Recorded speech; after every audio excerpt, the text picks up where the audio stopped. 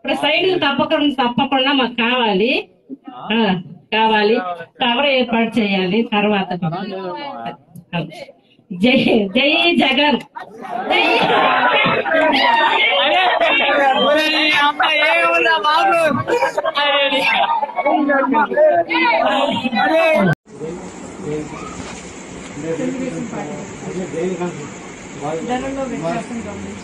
మన రాష్ట్రంలోనా లేకపోతే ఇతర రాష్ట్రాల్లో కూడా పెంచుతున్నారా మేడం?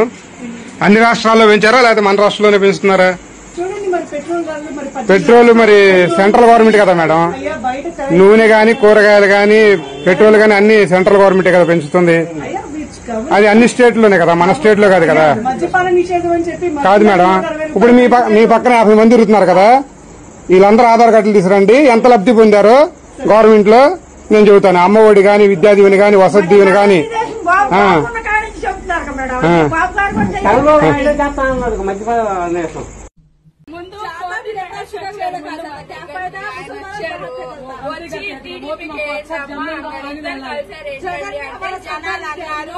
కలవమన్నారండి, ఇద్దరు కలిస్తే బాగా ప్రభుత్వం వచ్చిందని చెప్పారు. అలా ఓకే అయింది.